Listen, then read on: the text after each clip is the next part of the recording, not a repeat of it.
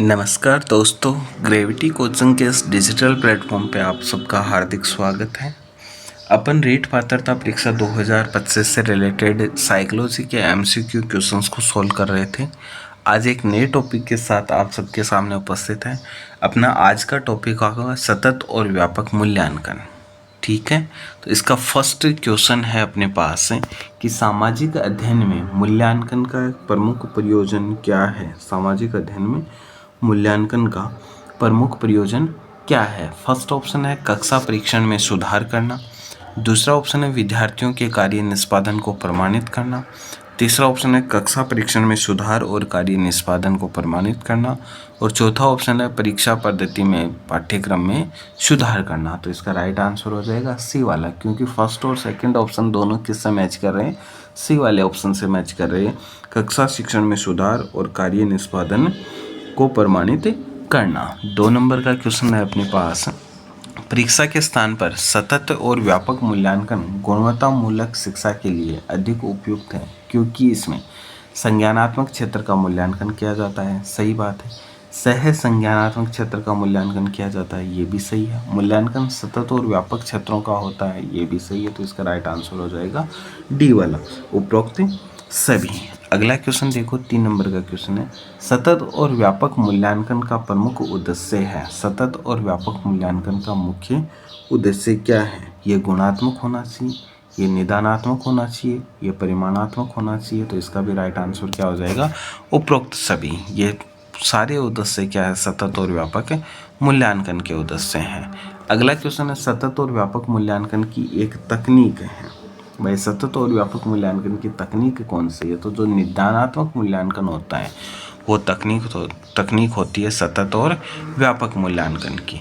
अगला क्वेश्चन अपने पास योगात्मक मूल्यांकन का उद्देश्य है। योगात्मक मूल्यांकन का उद्देश्य क्या है कि समय विशेष और विभिन्न कार्यों पर एक विद्यार्थी ने कितना अच्छा निष्पादन किया, इसका पता लगाना। यही इसका क्या हो जाएगा, उद्देश्य हो जाएगा। तो ए ऑप्शन इसका क्या है, राइट आंसर है। अगला क्वेश्चन देखो, 6 नंबर का क्वेश्चन अपने पास है, निर्माणात्मक मूल्यांकन का उद्देश्य क्या है। भाई निर्माणात्मक मूल्यांकन का उद्देश्य क्या होगा, प्रगति पर गौर करना और उपचारात्मक अनुदेशन की योजना बनाना। सही बात है। विद्यार्थियों की समझ का पता लगाना नहीं, अध्यापक के उद्देश्यों की पूर्ति का पता नहीं, ग्रेड्स प्रदान नहीं। तो इसका राइट आंसर क्या हो जाएगा, ए वाला हो जाएगा, प्रगति पर गौर करना और उपचारात्मक अनुदेशन की योजना बनाना।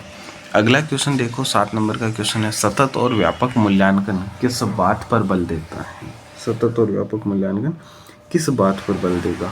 बोर्ड परीक्षाओं की अनावश्यकता पर नहीं देगा, सीखने को सुनिश्चित करने के लिए व्यापक स्केल पर नहीं देगा, सीखने को किस प्रकार अवलोकित, रिकॉर्ड और सुधारा जाए, इस बात पर। ये राइट आंसर हो जाएगा इसका, सी वाला क्या होगा, राइट आंसर होगा।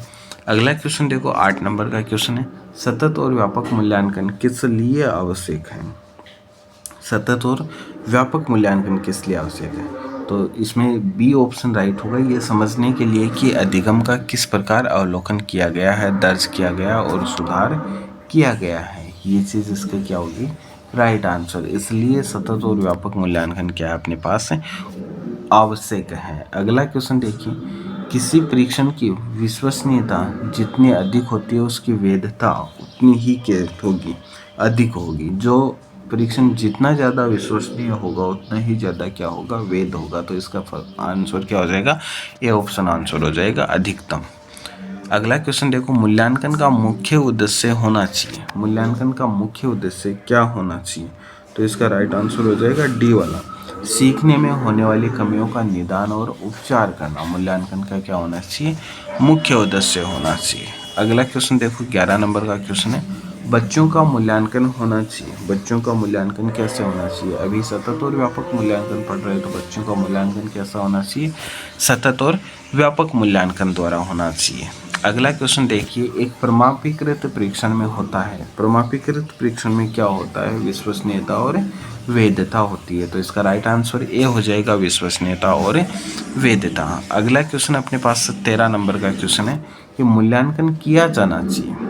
मूल्यांकन कैसे किया जाना चाहिए। बच्चों के सीखने का जो स्तर होता है उसका ज्ञान होता है उस हिसाब से क्या किया जाना चाहिए, उसका मूल्यांकन किया जाना चाहिए। ये नहीं कि भाई मूल्यांकन तो 7वीं कक्षा के लेवल का कर रहे हो और बच्चा 5वीं कक्षा में, तो उसका मूल्यांकन कैसे होगा।